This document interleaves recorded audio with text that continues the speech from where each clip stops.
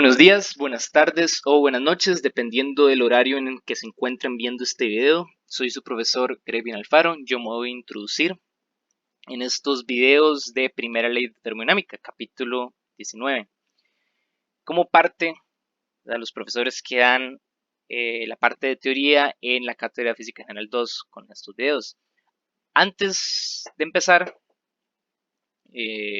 quiero informarles que ya para este momento debería estar subido un documento PDF de la teoría, de la pizarra virtual que vamos a estar usando en el video. Básicamente todas las imágenes, texto y ecuaciones que se despliegan en este video son parte de una pizarra virtual que se hizo un documento PDF para que ustedes lo tengan a su disposición. Esto con el fin de que no estén parando el video o volviendo al video cada vez que tengan alguna duda, o incluso si es del gusto de algunos pueden agarrar ese PDF, leerlo antes y ver el video para aclarar conceptos que no le quedaron claros, ¿verdad? Con la primera leída, tenerlo a su disposición, como usted guste.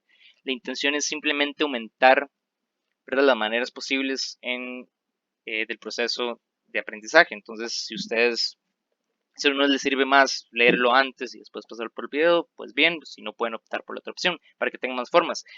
Dado esto, quiero aclarar que tanto el video como el documento son materiales autocontenidos. Toda la materia está presente en el PDF, así como toda la materia está presente en el video, no se quedarán por fuera. Solo son materiales complementarios uno del otro. Dicho esto, voy a empezar con la materia que nos compete en este video, que es trabajo y calor en procesos termodinámicos. Entonces, ustedes debieron haber sido introducidos al estudio de sistemas termodinámicos bajo la premisa de que se nos agotaron, se me agotó la posibilidad de la metodología que hemos venido usando desde Física 1. Nuestra metodología era, yo quiero analizar el movimiento de una partícula, entonces yo saco la posición y la velocidad de esa partícula, hago la sumatoria de fuerzas sobre esa partícula, veo cuál es la aceleración, etcétera. Uso todas esas variables cinemáticas y dinámicas, todas esas variables mecánicas, realmente como fuerza, aceleración, velocidad, para estudiar el futuro, las futuras trayectorias por las que sigue esa partícula, que es el problema. Ahora en sistemas termodinámicos, los sistemas termodinámicos estudian cosas como gases, que se componen de un número gigantesco de partículas. Imagínense, perdón, para un gas que contenga 1.000.000 de partículas, agarrar una de esas partículas, sacar la sumatoria de fuerza sobre esa partícula y ver la aceleración. Eso para cada una del millón de partículas es un trabajo básicamente imposible. Es insostenible trabajar así en sistemas termodinámicos. Entonces lo que vamos a hacer es tratar de traducir estas variables mecánicas a variables termodinámicas.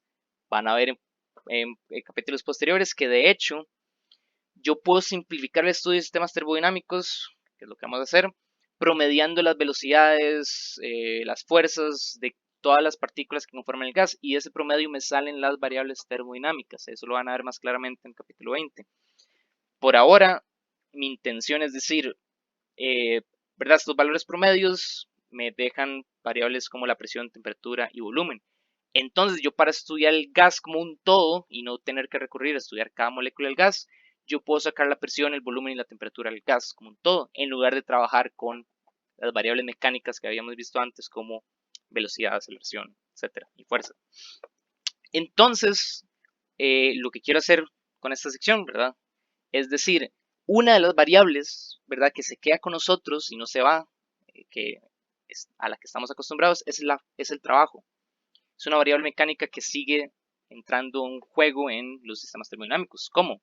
Bueno, pues un sistema termodinámico por excelencia es el pistón lleno de gas, ¿verdad? Bueno, un cilindro lleno de gas al que se le somete un pistón. Entonces todo esto está lleno de gas y yo puedo, el pistón es movible, entonces puedo comprimir o expandir, puedo jalar o empujar el pistón y eso me provoca una compresión de gas. Entonces estoy cambiando la presión del gas, estoy cambiando el volumen del gas y quiero ver cómo estudiar este sistema. ¿Cuánto trabajo le estoy haciendo a este sistema, ¿verdad?, al cambiar estas variables?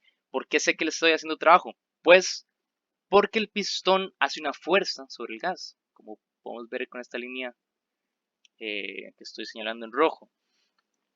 Esa fuerza va hacia abajo y comprime el gas, lo que hace que cambie presión. O sea, realmente vean que esa fuerza lo que hace es un desplazamiento y el desplazamiento pues comprime el gas porque cambia presión, pero vean que una fuerza paralela a un desplazamiento es la definición de trabajo. Entonces, lo que estoy haciendo es insertándole, metiéndole trabajo al gas y de alguna forma esa inserción de trabajo, bueno, ese trabajo que le estoy haciendo al gas cambia las propiedades macroscópicas del gas, como presión, volumen y temperatura. Queremos describir eso. Ahora, ¿cuál es nuestra motivación? Yo quiero cambiar la forma que tiene la fuerza, un trabajo infinitesimal, una fuerza muy pequeña que hago sobre el gas, acá, y ponerla únicamente en términos de variables termodinámicas. Entonces, lo que yo sé es, si yo defino el eje paralelo a la compresión como el eje Y positivo, este desplazamiento de compresión va a ir sobre ese mismo eje. Entonces, realmente el dr es un dy en la dirección J. Ahora, noten que para este caso, si estamos considerando que el gas se comprime, el dy sería negativo, porque iría en contra del eje Y positivo que va hacia arriba. Entonces, como va en contra, debería haber un signo menos acá. Sin embargo, solo estoy usando este sistema, esta imagen que aparece en el video de ejemplo. Bien podría ser el caso que se expande el gas, yo jalo el pistón para arriba, entonces el desplazamiento sería positivo. Entonces, esto puede ser tanto positivo como negativo, tengan eso en cuenta. Sin embargo, la fuerza del pistón, el pistón tiene un peso, esa va a ser la fuerza que va a estar haciendo el pistón, siempre ir para abajo. Entonces sería en el sentido menos J, y la fuerza puedo expresarla como presión por área, porque de hidrostática recordamos que cualquier fluido, el gas es un fluido, tiene una presión por la fuerza que hace ese fluido sobre el área transversal sobre la cual está actuando. Entonces decimos que el pistón tiene un área transversal A. Entonces poniendo todo esto, nos dejamos en esta fórmula, multiplicando, haciendo el producto punto ahí que me da 1, me da esto acá. Ahora, noten que A por dy es el área transversal del pistón por el desplazamiento al que se somete el pistón. De hecho, es el área por una longitud, me da un volumen, es el volumen que estoy comprimiendo el gas. Un volumen muy pequeño porque el desplazamiento es muy pequeño, entonces es un dv que tenemos acá. Y esto es la forma final de cómo se ve un trabajo mecánico aplicado sobre un gas en términos de las variables termodinámicas como presión y volumen. Entonces vemos que para que un gas produzca, bueno, para hacer un proceso sobre un gas y que éste produzca trabajo o sea energía en forma de trabajo, entonces necesitamos un cambio en volumen. Ahora, vean que el trabajo que yo estoy haciendo es muy pequeño para considerar, ¿verdad? El rol de fuerzas variables. Pero recuerden en física 1, cuando yo tengo algo muy pequeño y quiero una cantidad más grande, como, no sé, no quiero cambiar el volumen solo en una cantidad muy pequeña de V, quiero cambiarlo en una cantidad delta V, que sea un volumen final menos un volumen inicial. O sea, estoy pasando de un volumen inicial a un volumen final. Entonces, yo tengo que integrar esto, sumar todas las contribuciones del trabajo pequeño, sumo esto, como es mi diferencial es de V, sumo desde el estado inicial, que sería el volumen inicial, hasta el estado final, que sería el volumen final, y obtengo el trabajo. Ya este trabajo no es muy pequeño porque estoy expandiendo o comprimiendo el gas de un volumen inicial a un volumen final. Y esta es la fórmula general, ¿verdad? Del trabajo termodinámico, ya en términos de las variables termodinámicas. Nada más una aclaración con los signos, ¿verdad? Que fue lo que dije antes, este de Y puede ser tanto negativo como positivo. Como el área transversal siempre es positiva, A por dy, entonces puede ser tanto negativo como positivo. O sea, el dv puede ser positivo o puede ser negativo. Si el dv es positivo, vamos a hablar de una expansión, porque estamos diciendo que cambio en volumen es positivo, eso significa que el volumen final va a ser menor al volumen inicial, eso significa que voy a terminar más grande, se expandió. Misma lógica inversa, si el cambio en volumen es negativo, estamos hablando de una compresión, ¿verdad? El volumen final es menor al inicial, se comprimió.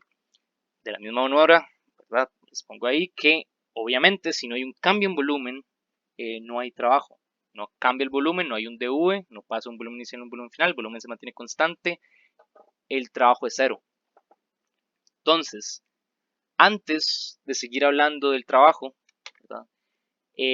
Voy a denotar una propiedad importante de la variable trabajo que hace una propiedad del trabajo desde física 1, solo que ahora vamos a aclararlo un poco más porque la naturaleza va a ser muy importante hablando de sistemas termodinámicos, la naturaleza de la variable de trabajo. Entonces voy a distinguir entre dos tipos de variables físicas, las variables de estado y las variables de transferencia. El trabajo, para hacerles el spoiler, está en variable de transferencia. Ahora, ¿cuál es la diferencia entre una y otra? Esto también lo debieron haber visto en química. Una variable de estado denota una propiedad que está presente en el estado actual, en un momento determinado de un sistema. Por ejemplo, yo puedo hablar de la temperatura que tiene un cuarto en un momento dado. Yo puedo hablar del volumen de un globo en un momento dado. Sin embargo, en contraposición, ¿verdad? Una variable de transferencia es algo que depende de la historia del sistema, algo que depende de cómo llegó a ese estado. Yo no puedo hablar de cuánto trabajo tiene un cuarto, ¿verdad? Yo no puedo hablar de cuánto trabajo tiene un globo inflado a tanto volumen. El trabajo es una variable que denota una transferencia. ¿Una transferencia qué? Vieron en física 1 que es una transferencia de energía, ¿verdad? Entonces, como en física 1 les decían, si yo tengo un punto aquí A y quiero ir a un punto B, yo puedo hacer dos trayectorias. Puedo ir recto de A a B o puedo ir en esta línea curva de A a B. Entonces, la trayectoria curva, que voy a decir la trayectoria 1, tiene una distancia diferente a la distancia que hace la trayectoria 2. La distancia 1 es mayor que hace la distancia de la trayectoria 2. Sin embargo, el estado en donde estoy, es el estado por estado en este ejemplo, voy a referirme a la posición en la que estoy, ¿verdad? Entonces yo pasé de un estado A un estado B, ¿verdad? La posición en la que estoy sería en este caso una variable estado, me denota dónde estoy en el presente, ¿verdad? La distancia, no. La distancia me da diferente dependiendo de cómo yo fui de A a B.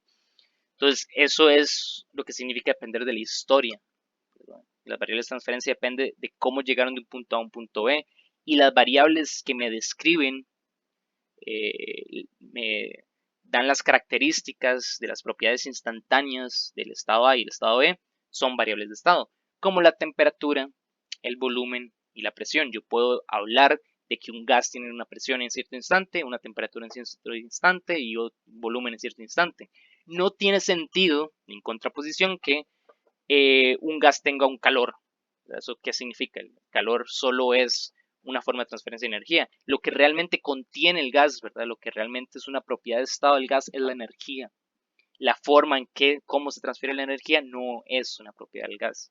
Esto va a ser importante por cosas que voy a decir a continuación. De hecho, noten que tiene sentido esta diferencia porque vean que el trabajo va a dar valores negativos a veces. No existe algo como energías negativas. Pero ¿por qué entonces el trabajo podría ser negativo? Porque nota la dirección en donde se está transfiriendo la energía. Si estoy absorbiendo energía va a ser positivo, ¿verdad? Estoy ganando, el sistema está ganando energía. Y si voy a perder energía va a ser negativo. Eso se va a ver más claro más adelante. Pero es por eso que tenemos que hacer la distinción entre esas variables. Ahora, dado esto, dado que encontramos un símbolo, ¿verdad? Una nueva forma de expresar el trabajo para un sistema termodinámico, eh, quiero ver gráficamente qué puedo hacer con esta nueva definición, con la definición termodinámica. Recuerden que en física 1 ustedes tenían la definición de trabajo, ¿verdad? En física 1 era la integral de la fuerza punto el desplazamiento. En una dimensión esto se reducía a de una posición inicial a una posición final. El trabajo que yo hago para ir de xy a xf es la fuerza que hago por el desplazamiento. Integro eso y me da el trabajo. Ahora, vean que la forma de esta definición de trabajo se parece mucho a la forma que encontré en trabajo termodinámico, solo que ahora el diferencial es de v en lugar de x y la fuerza, bueno, la función que estoy integrando es p en lugar de f. Entonces, análogamente, yo me acuerdo que esto tenía un significado gráfico. Si yo graficaba la fuerza contra la posición, yo sabía que en esas gráficas el trabajo estaba dado por el área bajo la curva entre los dos puntos de donde yo quiero calcular el trabajo. Entonces, si yo digo, quiero saber cuánto trabajo hace la partícula de ir xy a xf, yo encuentro el área bajo la curva y eso va a ser el trabajo en una gráfica, ¿verdad?, de fuerza contra posición. Eso es debido a la interpretación de la integral, que la integral es el área bajo la curva, y esto es precisamente una integral en las curvas, ¿verdad?, definidas por la función y la variable independiente. Entonces, yo puedo extraer la misma interpretación gráfica del trabajo termodinámico. Vean que es lo mismo, es una función dependiente, presión, de una variable independiente, que es el volumen. Entonces, yo puedo hablar de áreas bajo la curva simbolizando el trabajo termodinámico en diagramas PV, que es lo que vamos a estudiar ahora. Los diagramas PV, básicamente, como el nombre lo dice,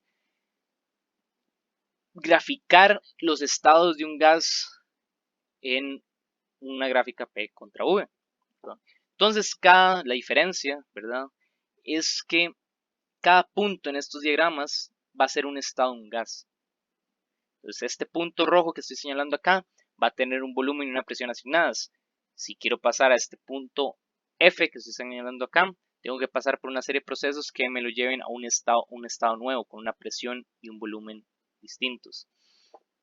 Ahora, en estas gráficas, siguiendo la interpretación gráfica, ¿verdad?, de la interpretación geométrica de una integral, el área bajo esta curva, bajo ese proceso que me lleva el gas de un estado inicial a un estado final, sería el negativo del trabajo. Esta área, recuerden que el trabajo termodinámico tiene un menos en la definición. Entonces el área bajo la curva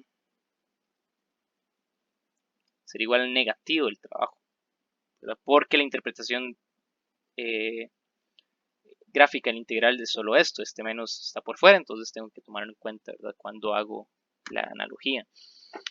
Entonces funciona exactamente lo mismo. Y estos diagramas de PV me van a servir mucho por eso, porque si yo quiero pasar de un punto inicial a un punto final, o sea, de dos estados diferentes, dependiendo de la trayectoria que yo haga, yo voy a tener un trabajo diferente. Dependiendo de cómo yo le meta trabajo, voy a tener un área diferente.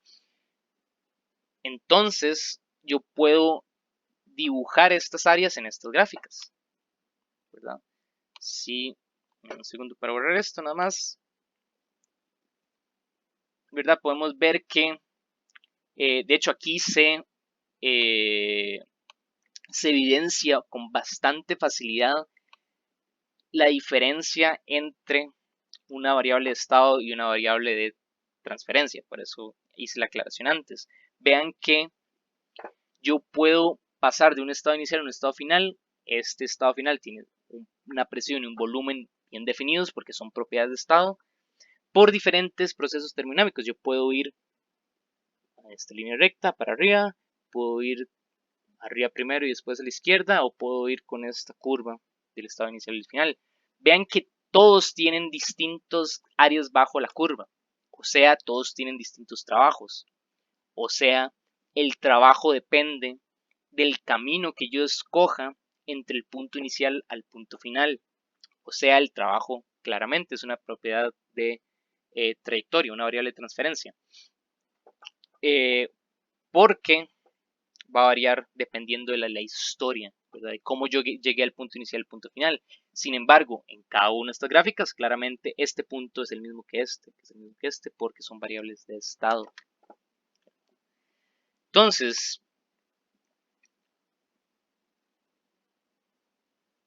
vean que, bueno, lo que les estaba diciendo sirve mucho para encontrar áreas debajo de la curva, etcétera, pero también hay una delicadeza con estos gráficos de P contra V, que es que realmente estoy graficando cambios suaves, ¿verdad? ¿Qué significa eso? Yo estoy iniciando en un estado inicial acá y estoy cambiando, estoy disminuyendo el valor de volumen hasta un estado acá, un estado acá.